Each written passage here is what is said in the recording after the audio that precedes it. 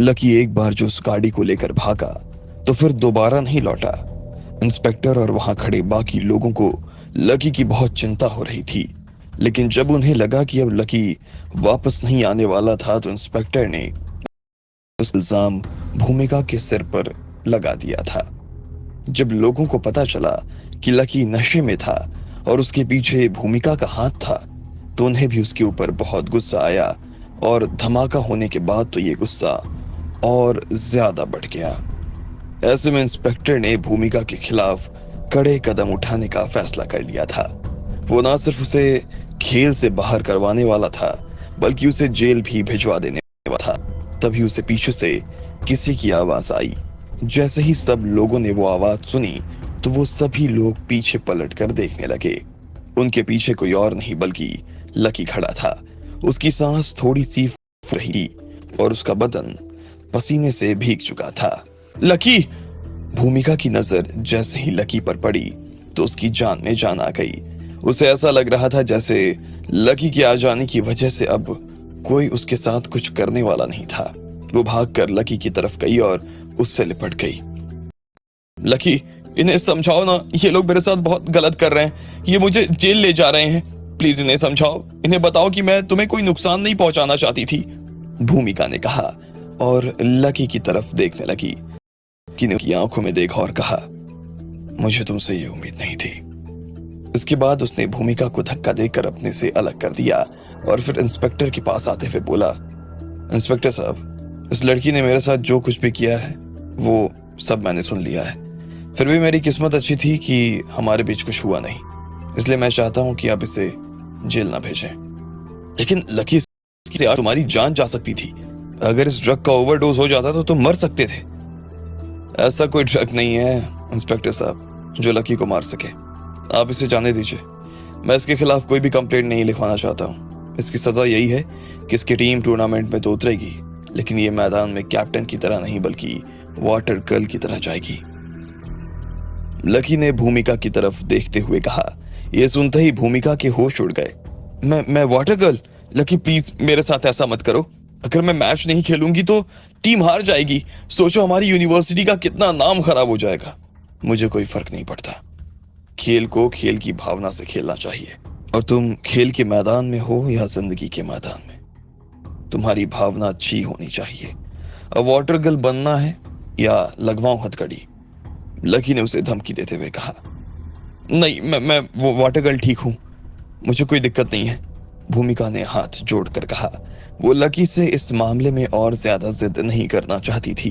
बाकी लोग भी लकी के इस फैसले पर आगे कुछ नहीं कहना चाहते थे, लेकिन उस लड़की को जिसे लकी ने बचाया था, उसे लकी के वहां खड़े रहने से बड़ी हैरानी हो रही थी। उसे अभी भी विश्वास नहीं हो रहा था कि लकी जिंदा बच गया था। जब उससे रहा नहीं गया तो उसने लकी के पास आते हुए पूछा, तुम जिंदा कैसे बच गए? क्यों, तुम नहीं चाहती थी कि मैं जिंदा बचूं? लकी ने पूछा और उसकी तरफ देखकर मुस्कुराने लगा। उस लड़की के पास इस बात का कोई जवाब नहीं था। उसकी इतनी हिम्मत भी नहीं हो रही थी कि वो पलटकर जवाब दे सके। मेरा वो मतलब नहीं है। एक्चुअली हम सब जब यहाँ खड़े थे तो हमें नहीं लगा था कि तुम जिंदा बच पाओगे। जिस तरह का ब्लास्ट हुआ और तुम फिर जिस हालत में थे, हाँ लकी, सच में मेरी तो हालत ही खराब हो गई थी, इंस्पेक्टर ने भी अपनी तरफ से कहा। लकी उन दोनों की बात सुनकर मुस्कुरा दिया और बोला, मैंने कहा था कि मैं गाड़ी छोड़कर वापस आता हूं, तो मैं वापस आ गया।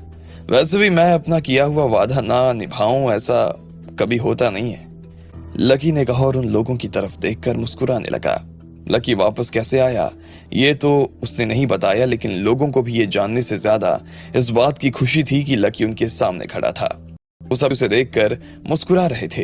वो लड़का जिसे लकी बचा कर लाया था वो तो लकी के चेहरे से नजर ही नहीं हटा पा रहा था। इतने में लकी ने इंस्पेक्टर देखकर कहा, अगर सारे हालात कंट्रोल में हो तो हम लोग सोने जाएं। हाँ हाँ बिल्कुल, अब आप लोग आराम से सोने जा सकते हैं। हम आपका और ज्यादा वक्त नहीं लेंगे। आपने जिस किया उसके लिए थैंक यू सो मच। और लकी, मैं तुम्हारा तो तहे दिल से शुक्रिया अदा करना चाहता हूँ। अगर तुम नहीं होते तो हमें पाइथन ग्रुप की इस चालाकी के बारे में तो पता ही नहीं चल पाता। हमें तो लग रहा था कि उन्होंने होटल में बम लगाया है। जितनी देर हम लोगों ने होटल में बम ढूंढा उतनी देर में उन्होंने हमारी ही गाड़ी में बम लगा दिया, लेकिन तुमने उसे वक्त रहते ढूंढ लिया। Thank you. अगर तुम्हें यहाँ किसी भी चीज की जरूरत हो तो मुझे जरूर कॉल करना, मैं तुम्हारी मदद के लिए तैयार रहूंगा, इंस्पेक्टर दानिश ने कहा और फिर लकी से हाथ मिला लिया। लकी ने मुस्कुराते हुए उससे हाथ मिलाया और होटल की तरफ जाने लगा। पुलिस भी वहां जाने के लिए रवाना हो गई। लकी भाई जिंदाबाद जिंदाबाद जिंदाबाद, भारत माता जय। जैसे ही लकी वहां से निकलने लगा तो उस बच्चे के चाचा ने नारा लगाना शुरू कर दिया। वो लकी और के लिए नारे लगाते जा रहे थे। भीड़ ने चारों तरफ से लकी को घेरा हुआ था और उन्हीं लोगों के बीच से होता हुआ वो अपने स्वीट की तरफ जा रहा था। जब उस लड़की ने ये सब देखा ही गई, लकी जिंदाबाद, लकी जिंदाबाद, उस लड़की ने भी धीरे से कहा और फिर उस भीड़ के पीछे पीछे जाने लगी। कुछ देर के बाद लकी अपने कमरे के बाहर पहुंच गया था और उसने बाकी सभी लोगों को अपने अपने कमरे में जाने के लिए रवाना कर दिया।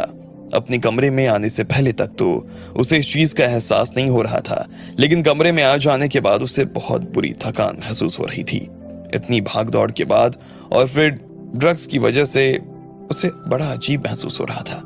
ऐसे में वो सीधा बिस्तर पर लेट गया। वो अब सिर्फ सोना चाहता था। उसने अपने जूते भी नहीं उतारे थे और जैसे ही वो सोने वाला था कि इतने में फिर से उसके दरवाजे की घंटी बजी। लकी को इस घंटी की आवाज से बहुत चिढ़ हुई।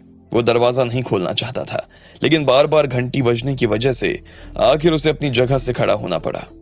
अब क्या काम है? लकी ने अधखुली आंखों से दरवाजे की दूसरी तरफ देखा। सॉरी, मैंने तुम्हें डिस्टर्ब कर दिया। अगर तुम सो रहे थे तो कोई बात नहीं, मैं तुमसे कल बात कर लूंगी, उस लड़की ने कहा। लकी ने जब अपनी आंखें खोली तो देखा उसके सामने वही लड़की खड़ी हुई थी जिसे उसने बचाया था। उसे देखते ही लकी की नींद खुल गई। सॉरी, मैं थोड़ा थका हुआ था इसलिए, लेकिन कहो ना क्या बात है, कोई बात करनी है क्या? लकी ने कहा। वो एक्चुअली मैं तुम्हारे पैसे वापस देने के लिए आई थी, उस लड़की ने कहा। लकी उसकी बात सुनकर हैरान हो गया। कौन से पैसे?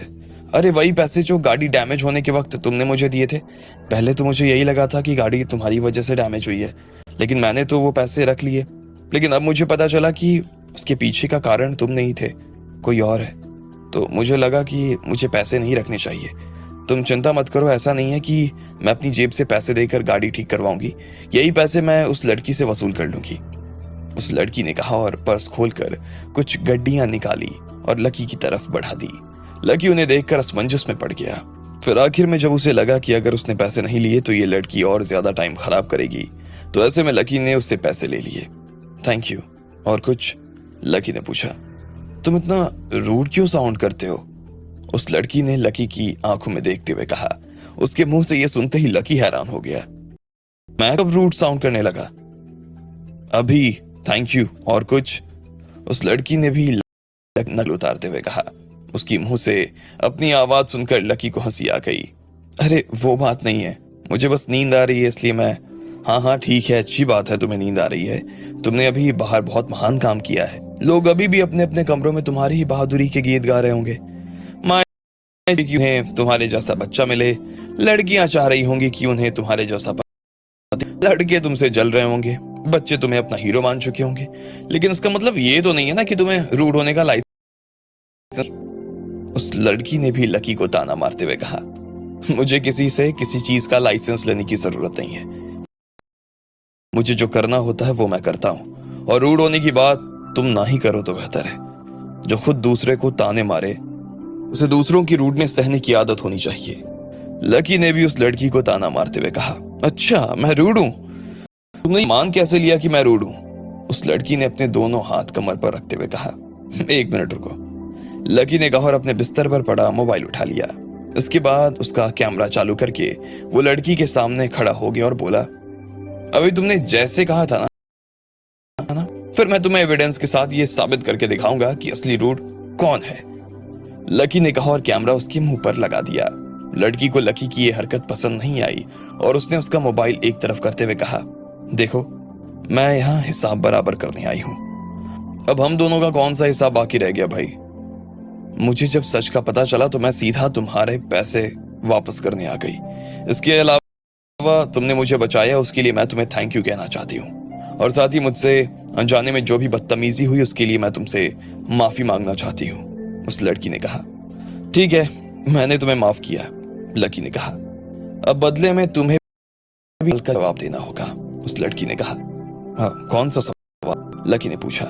जब तुमने उस बच्चे को मेरी गोद में दिया, फिर तुम अपने सेकंड के बाद बाहर आ गए, तुम अब कमरे में क्या लेने गए थे, उस लड़की ने पूछा। यह सवाल सुनते ही लकी का चेहरा गुलाबी हो गया। उसे समझ में नहीं आ रहा था कि उसे इस सवाल का क्या जवाब देना चाहिए था। मैं मेरा फोन भूल गया था, लकी ने बात को घुमाते हुए कहा। तुम्हारी जानकारी के लिए बता देना चाहती हूँ कि मैं झूठ बहुत अच्छी तरीके से पकड़ लेती हूँ और बहुत जल्दी भी, और मुझे यह भी पता चल गया है तुमने ये झूठ कहा है। अब सच सच बताओ कि वो क्या था जिसकी वजह से तुमने अपनी जिंदगी जोखिम में डाली। अरे वो मेरा फोन ही था जिसे मैं लेने गया था, लकी ने फिर से जोर देते हुए कहा। लेकिन वो लड़की मानने को राजी ही नहीं थी।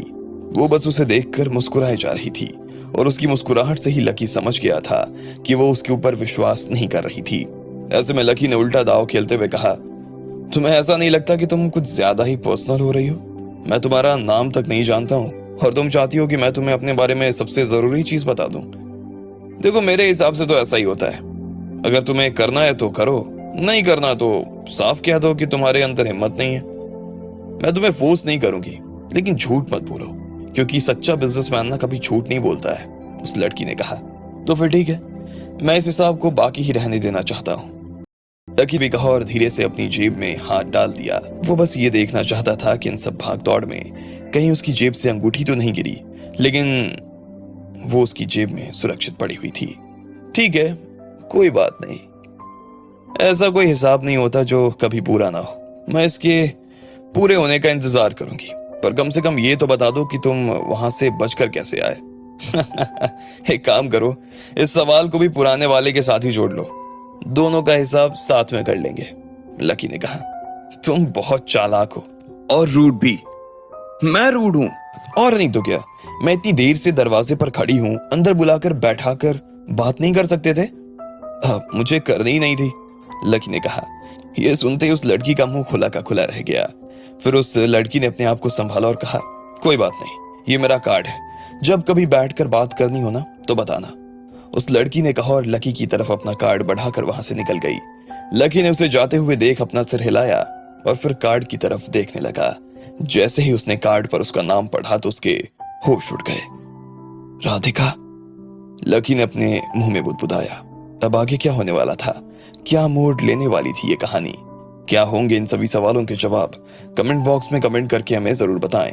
और सभी सवालों के जवाब को जानने के लिए सुनते रहिए समरीनियर सिर्फ पॉकेट एफएम पर।